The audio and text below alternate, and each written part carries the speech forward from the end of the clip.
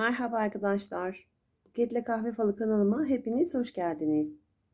Bugün sizler için fincanımı kapattım ve izleyenlerin adına da niyetlendim. Sizler de gönlünüzden geçirdiğiniz konuyu niyetlenin arkadaşlar. Bakalım fincanımız bize neler söyleyecekmiş. Hep beraber dinleyelim. Öncelikle kanalıma destek olmak için abone olabilirsiniz arkadaşlar. Ve zile basıp tümünü işaretlediğinizde gün içerisindeki videolarımdan haberdar oluyor olacaksınız.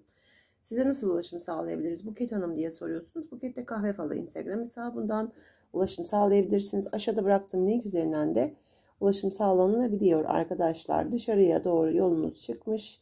Bakalım neymiş içeriği. Ben pozitif enerjimi gönderdiğim fincanımı açıyorum. Sizlere de göstereceğim. Hanemizin tam ortasında bir gözümüz mevcut. Evet, geçmişimiz oldukça stabil aslında. Yollarımız var. Bayağı dışarıda kalan yollarımız. Bu şeyle alakalı dışarıda gördüğümüz yolda gördüğünüz üzere 2 tane yolunuz var. Daha önce alınmış olan karar belki. Şimdi bir kere ilki için söylüyorum. Sol tarafta gördüğüm yol. İlerisi kalabalık. Yani yolda kalabalık var. Birilerinden fikir alıyorsunuz belli ki. Bayağı yani ben gideceğim diyorsunuz. Birinin özellikle yardımı desteğiyle beraber ben gideceğim demişsiniz gibi. Bir de orada yalvarıyor hatta gitmemeniz konusunda. Orada bir fikir çatışması yaşıyorsunuz her şeyden önce benim gördüğüm. Güzel de kısmetleriniz var aslında. Yani gitmiş misiniz? Evet. Kadersel bir süreç sanki sizi artık gitmeniz yönünde ilerlemiş olarak görüyorum. Amaçlarına ulaşmış biri olarak çıkıyorsunuz. Özellikle geçmiş kısmınıza baktığım zaman gayet stabil bir geçmiş. Bugününüz gayet rutin. Önümüzdeki bir ay içerisinde herhangi bir değişim yaşanmayacak diye biliyorum. Gözünüz zaten şurada gelecekle alakalı olan kısımda daha yakın çıkmış yani o kısma. Şimdi şu an edinmişlikleriniz var, aldığınız kararlar var, uyguladığınız durumlar var. Bunlarla alakalı olarak bir kere ayak hizanızda bıraktığınız bir kişi var. Burada bir N harfi görüyorum. Evet bakalım harflere. N var, S var. Bayağı Y harfi var. Yani Yasemin tarzında bir isim çıktı resmen. Bir karışıklığınız var. Birileri sizin ayak hizanızda kalmış. Artık o insana güvenmiyorsunuz. Yani senin bana yapabileceğin hiçbir şey kalmadı. Ben artık yoluma bakıyorum der gibisiniz. Orada ailece beraber bir mutlu olduğunuz bir kutlama hali var. Şimdi iki kişi sizin bu ailenizle alakalı olan kısımda baktığımda İki kişi konuşma yapıyorsunuz arkadaşlar. A harfi çıkmış başında konuştuğunuz kişiyle alakalı. Şimdi elinizdeki mevcut durumu korumaya çalışıyorsunuz.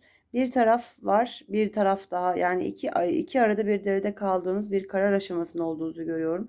Bununla alakalı olarak bunun bir para ile ilgili olduğunu görüyorum. İki kişi konuşma halindesiniz. Mevcut durumu daha da çoğaltmak adına bir şeyler yapmak için iki kişiyle konuşmanız var. Ailece bir kutlama halinizi görüyorum. Gelecek parayla ilgili güzel bir fırsat. Önümdeki o fırsatı değerlendirmeli miyim diye biriyle görüşüyorsunuz. Evet değerlendireceksiniz. Yeni bir şirkete girebilirsiniz. Yeni bir iş oluşumu olabilir. Yeni bir sektör olur. Çalışmıyorsanız işe başlarsınız. Yani geçmişteki gönül kırgınlıklarını tamamen geride bırakmaya çabaladığınızı görüyorum.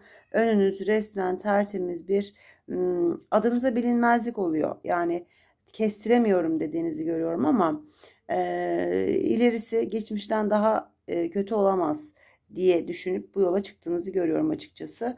Şimdi üç kişi bir parayı yükleniyor her şeyden önce.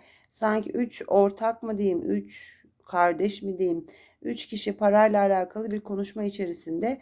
Dördüncü kişi ya çok bir kararsız. Siz ne dersiniz ben onu tamamım diyor. Maddi imkanları diğerlerine bakılırsa daha iyi şartlarda. O yüzden de siz tamamlarsanız ben size uyarım diyen bir dördüncü kişi görüyorum. Bununla alakalı olarak bir sonuç var ki bir güzel başlangıç sebebiyet vermiş. Bu sonuç sizin adınıza güzel bir para almakla sonuçlanacak olduğunu görüyorum. İki kişiyi dengede tutmaya çalışıyorsunuz. Üç rakamı çok net. Mart ayı içerisinde çoğu şey netleşecek. Benim gördüğüm yepyeni bir sayfa açmanız ve iki kişiyle anlaşmanız, bir kutlama yapmanız, gelecek olan paranız varsa beklediğiniz geliyor. Ayak oyunları yapan kişileri geride bıraktığınızı görüyorum. Daha ben buradayım artık. Ne istediğimi biliyorum. Derledim, toparladım. Derdim tasam oldu. Sınavımı geride bıraktım diyen bir fal açıkçası. Gayet de hissiyat olarak da kendinizi dinlendirdiğinizi görüyorum. İç sesinize kulak vermek sizi doğru yerlere götürecek. Bol bol kutlama hali var. Yani bir uzlaşma var bu falda. Sağ yumurtalığa dikkat, kadınlar için söyleyebilirim. Onun dışında Koç burcu bir insandan sanki size gelecek bir destek var. Çok beklemiyorsunuz. Ummadığınız zaman size gelecek bir destek olacak bu gördüğüm Koç burcundan gelecek olan yarar. Sizin hiç ummadığınız bir zamanda olacak. Mart ayında bunlarla alakalı olan bütün durumları netleştiriyorsunuz kafanızda bir defa. Güzel başlangıçlara vesile oluyor. Özellikle bir 40 yaş üstü erkekten gördüğüm bir hani siz ne dersiniz ben uyum sağlarım diyen kişinin de sizden taraf ya da size destek olduğu bir süreç var gibi orada benim gördüğüm arkadaşlar. Sonra bayağı siz kendi adınıza aldığınız kararları, aldığınız parayı yani meselelerinizi kapatıp bir es veriyorsunuz boşluk. Yani girdiğiniz bir işlem var, iş var, yatırım var, bir karar var. O neyse her şey yolunda ve tıkırında gidiyor diyebiliyorum açıkçası.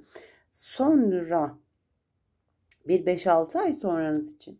Yani şöyle baktığımda Mayıs ayı içerisinde söyleyebileceğim. Mayıs-Haziran gibi yine bir yolculuk. Yani acaba yurt dışında yaşıyorsunuz da geçici mi geldiniz? Acaba mesleğiniz gereği yine mi bir yere gideceksiniz?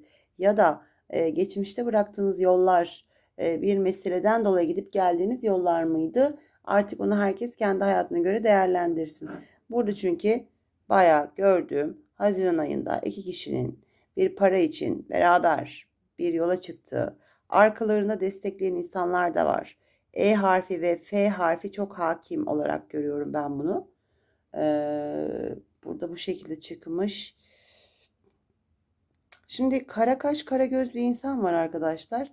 Bu sizin çok uzun zamandan beri yani var olduğunu bildiğiniz bir insan. Anne, baba, arkadaş bilemedim. Çok ciddi yardımlar alıyorsunuz. Özellikle maddiye her sıkıştığınızda var olduğunu bildiğiniz biri var.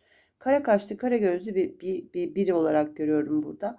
Yükünüzü taşımakta zorlanıyorsunuz ama çok net söyleyebilirim. Yani o kadın da olabilir bu arada. Tombul da bir yanak görüyorum orada. R harfi görüyorum arkadaşlar. Yani ben bu yola gitmeye karar verdiğinizde iki kişinin anlaştığını ve sonrasında para kazandığını, para ile ilgili bakın yatırım olur, mal için gidersiniz, iş için gidersiniz ya da miras almak için gidersiniz. Ama orada bir yol var gördüğüm. Şimdi bakalım tabağımız bize neler söylüyormuş.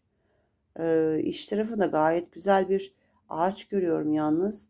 İki kişi biri çok korumacı davranacak size ya da siz birini koruyacaksınız. İki kişi bir yola çıktığınızı görüyorum iş olarak arkadaşlar. Şimdi size de göstereceğim.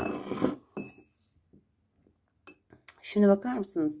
Bir insan bir insanı resmen çepeçevre yapmış, koruyor, kolluyor gibi. Aslında iki kişi bir yola çıkıyorsunuz. Burada da zaten hayat ağacı gibi gördüğüm bir ifade var. Ailenin içi çok net bir şekilde ferah. Yani gelecek bir haber bekleniyor aileye. Bu ay geçmişteki yaşananları örtbas etmek adına resmen hani geçmişte çektin şimdi sana mükafatını veriyoruz der gibi bir durum var burada gördüğüm. Kısmetli bir insanın sizi duygusal anlamda ağlatacak olduğunu görüyorum. Yani ya yaptıklarından artık yaptıklarının mükafatını vermek yani şöyle aslında yaptığı bir durum var. Siz de bu durumu çekmiştiniz. Çektiğiniz için de sizin sanki mükafatınızmış gibi af diler, toparlar, oradaki kabahati örter, artık af diler sizden. Yani orada çok kısmetli de bir insan. Bu anlamda bakış açınızı değiştirmeniz gerektiğini söylüyor. Yani birilerini affedecek olduğunuzu görüyorum ve E harfi baskın bir birlikteliğinizin olduğunu görüyorum. Sanki böyle hayat size diyor ki sen çok yaşadın, sen çok çektin de artık otur da bir dinlen diyor adeta. Ya da size buradaki mesaj otur dinlen, çok şeyi aynı anda düşündün ve yaptın, artık dinlenme zamanında diyebiliriz. Biraz bu anlamda sizi çok sabit fikirli, inatçı ya da dediğim dedik olarak gördüm. Yani bakış açınızı değiştirirseniz aslında sizi bir mutluluk bekliyor. Bu insana bir şans vermek belki de doğru olanı. Dediklerinizin gerçekleşecek olduğu bir süreç içerisinde olduğunuzu görüyorum.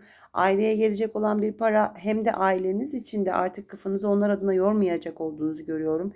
Bir balığınız bir kere hemen haneye doğru yollanmış.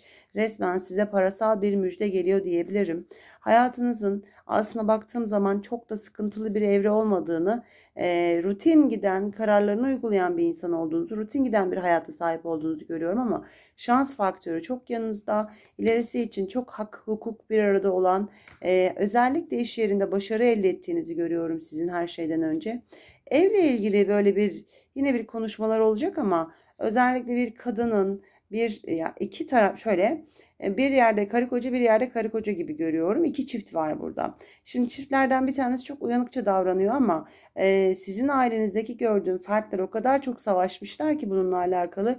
Y harfi çok net burada. Hakikaten başka bakıp resmen kendi emekleriyle, nasıl söyleyebilirim onu? Bakın, karşı taraf biraz kolaya kaçmayı seçen biri. Ama sizin ailenizdeki insanlar işi ustalıkla, el emeğiyle, ben bunun için emek sarf ettim, karşılığını alacağım düşünceleriyle bırakmak istemiyor. Burada bir erkek hakim. Bunu daha çok babanız diyebiliyorum. Güzel başlangıçlara sebebiyet verecek. Parayla ilgili güzel bir gelişme yaşayacak olduğunuzu görüyorum. Bakıldığı zaman kısmetli bir süreçtesiniz. Artık güç sizin elinize gelmiş zaten. Yani istediğiniz şekilde yönlendirmişsiniz hayatınızı ve bu anlamda da devam ettiriyorsunuz. Ev, aile içi, sonrası için gayet ferah. Tılsım gibi gördüğüm bir çepeçevre olmuş. Yani şöyle çepeçevre oluyor. Benim böylesi gördüğüm yorum şöyle oluyor. Yani bu kadın, bu erkek ya da bu kişi yaşayacağını yaşamış, vermiş sınavlarında. İnsanlarla olan güveni de sarsılmış. Bu saatten sonra aldığım karar ve gittiğim yolda bana zarar verecek insanlardan arınıyorum. Bu dünyaya da kimseyi sokmuyorum. Bu benim dünyam dermişçesine. Aslında orada biraz da belki ilahi güç, tılsımlanmak gibi. Yani isteseniz de birileri sanki, hani göz vardı ya tabak fincanda. Tabakta o göz de ayrılmış. Yani sirkeli suyla evinizi yıkamış, silmişsinizdir. İşte duanızı okumuşsunuzdur. İşte inancına göre tütsü belki, bilmiyorum. Bir şekilde arınmışsınız ve artık bu insanlar size, onların negatif enerjileri bu aileyi etkilemeyecek olarak görüyorum arkadaşlar. Genelde ben bu yuvarlak olan sardı olarak gördüğüm tabaklardaki yorumum bu oluyor. Bu anlamda hayattaki insanlar, zarar veren insanlardan arınmışsınız bir kere. Yolunuzun da çok açık olduğunu görüyorum. Gayet kısmetli bir faldı. Falımın sonuna geldim arkadaşlar. Dinlediğiniz için çok teşekkür etmek istiyorum her birinize. Kanalıma destek olmak için abone olabilirsiniz. Zile basıp tümünü işaretlediğinizde gün içerisindeki videolarından da haberdar olacaksınız arkadaşlar. Size nasıl ulaşım sağlayabiliriz diye soruyorsunuz. Buket Kahve Falı Instagram hesabından aşağıda bıraktığım link üzerinden bana ulaşım sağlayabilirsiniz arkadaşlar. Ben sabah saat 10, akşam saat 7, günde 2 defa mutlaka fal videosu yayını alıyorum. Bunun dışında yorumlarım hep açık zaten, biliyorsunuz. Eleştirilerinizi, önerilerinizi her zaman açığım. Büyük boy fincan kullanıyorum. Yeni bir deneme yapıyorum. Yurt dışından izleyici arkadaşlarımdan gelen talepler doğrultusunda oluyor. Mevcut imkanlarla ancak bu kadar oluyor arkadaşlar. Uyarılarınız için çok teşekkür ederim ayrıca. Bunun dışında ben her zaman bedduanın negatif bir enerjisi olduğunu düşünen bir insanımdır. Bedduadan ziyade kalbinde barındırdıklarını senin olsun demeyi tercih ediyorum. Gün geçtikçe büyüyoruz. Belki aranızdan bir kişinin bile böylesi temennide bulunmasına vesile olduysam ne mutlu bana diyorum. Amacıma ulaşmışımdır diyorum. Yani çizgimi bozmadan ilerlediğim bir süreç var. Gün geçtikçe büyüyerek, sizlerin desteğini alarak ilerliyorum ben bu yolda. Eleştirilerinize, yorumlarınıza çok açığım. Sadece hadsizliği kaldıramıyorum. Tabii ki de genel anlamda sadece iç döküyorum. Genelde falımın sonunda ben kendi duygu ve düşüncelerime yer veriyorum, biliyorsunuz. Burayı da dinleyen arkadaşlarım var zaten. İyi ki varsınız. Sizden yani o enerjiyi o kadar gönülden hissediyorum ki arkadaşlar. Beni çok mutlu ediyorsunuz. Verdiğim emeğin karşılığını kat ve kat alıyorum aslında. İyi ki varsınız gerçekten. Süreç itibariyle sıkıntılar yaşıyoruz. Malum süreç. İnşallah bir an önce geçsin diye ben de dua edenlerdenim tabii ki de.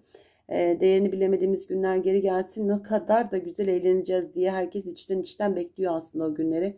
Geri gelse keşke bir an önce.